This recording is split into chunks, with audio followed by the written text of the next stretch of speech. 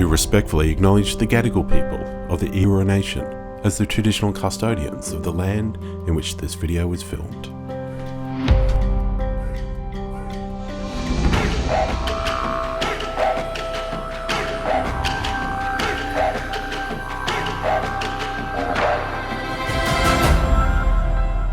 Hello, I'm Crystal Kinsella, and today I'm joined with Mundanara Bayles. Hey sis, how you going? I'm good, thank you. So grateful for you to take the time out to have a chat with me. Let's start off with who you are. Who's your mob? Where you from? Alrighty, so let's do this.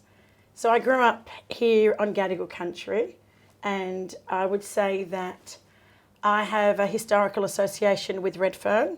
So born and raised here in Sydney, in Redfern. But my people are the Wonnarua and Bunjalung people from the Hunter Valley. And my father's line are actually Gungalu, Birri-Gubba people from Queensland, even though I'm a Koori and I always go for the blues. Yeah. My children identify as Murrays and I identify as a Koori. I didn't even know that you had grown up down here. It's pretty crazy. First 10 years of my life, but it's interesting. Yeah. Every time I speak about who I am, where I come from, I still feel like I'm a foreigner living on someone else's country. Yeah. In Queensland. I've never felt like a Queenslander in 25 years. I'm so glad you go for the blues. Yeah, thank you. It's so good. Look, you've been in business for quite some time, and you actually are someone I really look up to. I've watched your journey over many years now. What is your why? What's that fire in your belly that gets you up, that keeps you motivated to keep going strong in business? Well, I think a lot of our mob will have a very similar answer, I'm assuming. In terms of, I come from a politically active family that might be unique in terms of a lot of black fellas in business. Yeah. I grew up with a family that were literally organising the protest. Yeah. I grew up with a family that, my dad, my grandmother, her siblings all have ASIO files. So our family were under constant surveillance from the federal police and ASIO, which we referred to, and in the family I didn't know what the spooks were. So I grew up in a family, non-Indigenous people would probably say a radical family. Yeah. As a black fella, I'd say politically active, and been part of I would say the black civil rights movement since, I could remember growing up in Redfern. So it's my old people, and I think my dad passed at 62, my mum passed at 45, which was 21 years ago. Wow.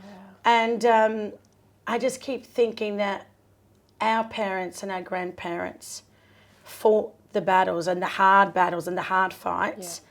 Yeah. And sometimes I even have to remind myself not to complain. Yeah. Because we've got it easy compared to them. That's it. So my why is I just know that we've got a long way to go and it's a long road ahead of us. And they fought to the day they died, and I kind of see this as a non-negotiable. Definitely. And you're kind of standing on their shoulders because of the pathway that they've paved is pretty incredible. And I think it's really important what you're saying as well around just not taking for granted all of those fights. Exactly. Because that is why we have this privilege of these positions that we are in business right now today. And we've got children. Definitely. And for people that have children, especially for Aboriginal and Torres Strait Islander people, you're literally trying to raise these young people and young adults, you're trying to raise them to be able to walk tall or walk confidently in two worlds. And that's my why. I keep thinking about, I finished high school and went straight into the workforce, started a business later on in life, and my kids are seeing that. So they see me at university, they see me, doing business, they jump on planes every now and again. They're exposed to things that I was never exposed to as a Koori living in Redfern. Yeah. So when I think about our children who are our future, what are we doing to ensure that they grow up in a much better society? Yeah. And I know we make up 3% of the population, so how do we bring along the 97% of the population to support our children, because they're going to be the next ones, whether they like it or not. I keep telling them every single protest, and their knees are sore, legs are sore, feet are sore, and I keep telling them, I said, are you getting rubber bullets shot at you? Yeah. I said, you got pepper spray, you got bullets, are you getting batons? So everything that our parents and grandparents went through, that doesn't happen today.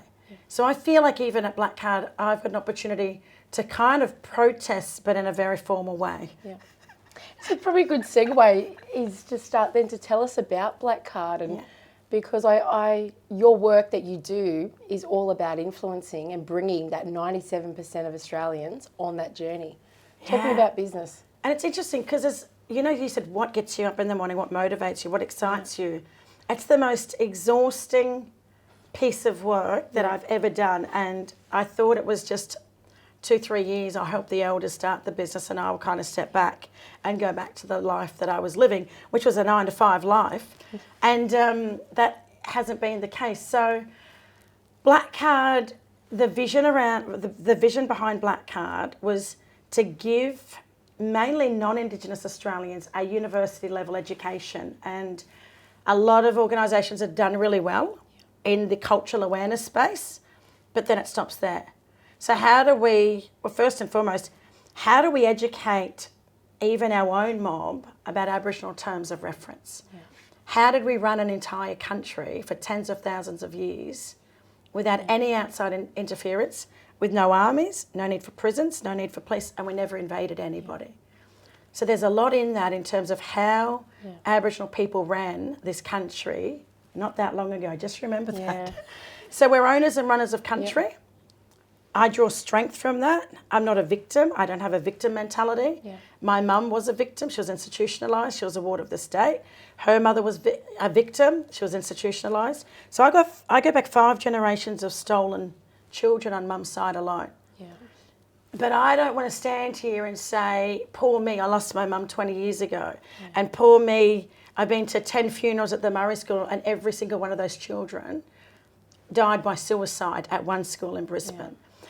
I don't want to focus on that. That's really important to share that information, especially with non-Indigenous people. But what about the 60, 70,000, 100 plus thousands of years of knowledge, of history and heritage that comes from this country? How do we share that with the rest of the world, not just with Australians?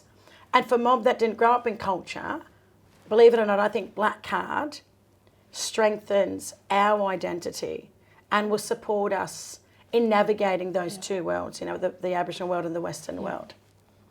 So BlackCard to me is a strength-based approach in educating people about Aboriginal perspectives, Aboriginal approaches to knowledge, Aboriginal politics, Aboriginal worldview. We talk about Aboriginal philosophy, governance, logic, and most of it you can't Google. So I've had the privilege to work with Auntie Lilla Watson, who's my grandmother's sister, who was the first Aboriginal lecturer at the University of Queensland and the first Aboriginal person to serve on the University Senate. And that was in 1980, just after we became citizens in our own country. So Aunt Lilla's my grandmother's sister. She's my business partner and has been my mentor. I always say this in the training that, the Aboriginal world and the Western world, there's a diagram. And in the Western world, I'm the CEO of BlackCard, managing director and co-founder. In the Aboriginal world, I'm an apprentice serving my apprenticeship. But I know my place, especially in my own community. Yeah. So if we're all meeting with non-Indigenous people today and we're all from BlackCard, they wouldn't know who the CEO is. Yeah. So I think that's really important, to grow up in an Aboriginal family and socialised amongst Aboriginal people and community. We're a group-based people. It's not about the individual. It's a non-ego-based, it's a collective society. Non-ego-based, non-judgmental, non-competitive. All of those incredible features of Aboriginal culture could really, I see that as a way of how do we influence mainstream Australia in operating on our terms of reference. Yeah. So I draw strength from that. It's phenomenal. It really is. So what does that look like in practical terms? And if somebody was interested in wanting to embark on this journey, what would they do? How do they get started? Well, you can read Crystal's book, because I recommend it now in every single BlackCard workshop. It's an opportunity, educate yourselves. Are you ready for this journey? And is BlackCard the right provider? So it's not for everyone. Yeah. So basically, most people will just go online, have a look at our website, have a look at some of the testimonials, go to LinkedIn and actually have a look at some of the people that share their experiences. And I think that's really important for an organisation that's embarking on your reconciliation journey. go out there and build relationships with different Indigenous businesses and providers around the cultural education space. And like I said, we're not for everyone, but it's good to hear other people's experience. And I'm not government funded, so I don't have any hesitation on calling it for what it is. Yeah. So we're quite honest. It's all about truth telling, and it's about, I would say, just keeping true to ourselves as black fellas. Yeah, that's fantastic. You mentioned before you're a mum. Yes. And you have such a busy life. Just talk to me about navigating that. Like, I'm a bit like you two. We're jumping on planes. We're here. We're in front of people. Yeah. You've got your dramas, Black stresses. Magic podcast. How do you manage all of that? Look, you know what? I get asked this nearly every single day, and I always feel terrible. I'm making out like I'm Superwoman because my husband is amazing. Yeah. So can you get me one of them? Yeah, don't worry. All my family. Like, does he have any brothers and sisters? Brothers and sisters. Brothers, because I've got 8 sisters. I would say that it's a really good. It's a balance, right? Yeah. So he looks after kids and cooks and cleans, gets them to school, gets them to. They do basketball, football, soccer, gymnastics, ballet. Yeah. Just that's extracurricular. Then there's the birthday parties, right? He does all of that, and I kind of fly in, fly out. I think in the last 3 weeks I've slept in my bed 3 times. Oh my goodness. And I've been in 3 states and 9 hotels. Yes. But I couldn't do it without him. Yeah, Otherwise I'd be up all support. night, stressed, worrying about my kids and whether or not they're going to get fed, or are they going to get to school, or are they going to make it to their friend's birthday party. So it's team effort, and he had to quit his job and, kind of support me. And he saw the vision of BlackCard as a Kiwi Fijian. He saw the vision and realised that what I'm doing is going to benefit our kids. So it's not about me trying to build a business and make some money and get out there and whatever. He actually could see the big picture. Yeah. And thank God for that, because otherwise I don't think he'd be as supportive of me just dropping in and out of my kids' lives. Yeah. But I want to say at the same time, it took me years to not feel guilty of leaving my kids. I'm not going to cry. I know that guilt. It's full on. I do. So COVID actually forced me to stay at home. Yeah. And I actually built a relationship with my kids that I hadn't had previously. So now I'm back on a plane, and now they're getting angry because I'm not there. And, my birthday's coming up. Mum, what about my birthday party? I'm like, hey, I've been to your birthday party the last 2 years. I've been doing stop, drop and go the last 2 years. Yeah. Now you need to get used to me going again. So I feel like, sometimes I feel like they've been robbed of a mother. And then I start to think of my dad not being there for us and my mum raising 8 kids, because he was doing exactly what I'm doing. Yeah. Travelling around the country, travelling around the world, and supporting black fellas with land rights and radio stations. So today I just feel that one day my kids will look back and realise the reason why I was gone, but at the same time I can't make up for that lost time. No. So it's a balance. It definitely is. But I think for all mums, give yourself permission. Yeah. So that's what I do now. I give myself permission to feel the way I do. Yeah. I acknowledge that I'm feeling that way, and then I move on and get on with my day. So it's probably a good segue into thinking about, as your kids get older, thinking about what you want to be remembered for. What is Mundanara's legacy? Wow. Do you know, I've thought about it, and it's really hard to kind of think about that, or even to talk about yourself and go, I want to be remembered by X, Y, and Z. Well, I would hope that mainstream Australians, more than my own community, and my own community means the world to me, but I want mainstream Australians, everyday Australians, to basically say, that was the woman that changed my perspective. One person, if I could change one person's perspective about who we are as black fellas, then I've done my job, and I get to do that every single day. So if someone actually looked back in 30, 40 years' time and said, that was the woman that changed my perspective, or inspired me to do something different with my life. Yeah. And I think that's a lot of us, and not anymore, but a lot of us do go to work, and sometimes it's not what, you know, our heart desires. It's not what we really want to do. And sometimes we've got no choice. I think when I meet people, they start to realise, you know what, I'm not making enough impact in the job that I'm in. Yeah.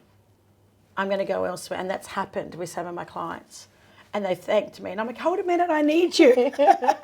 Still signing that contract? Yep. Like literally, sorry, Mundanara. Yeah. I'm taking a new job because I'm limited in what I can do in this space. Yeah. You are an absolute powerhouse, and I know that lots of people would be saying that you have changed their minds, changed their hearts, and really influenced them to really think about Aboriginal Australian history in this country. So thank you so much. Is there any kind of final message you want to leave our viewers with today? Well, I would just really quickly, it wouldn't be right if I didn't add that relationships are probably fundamental for all of us as human beings, but in particular for Aboriginal people and culture. Yeah.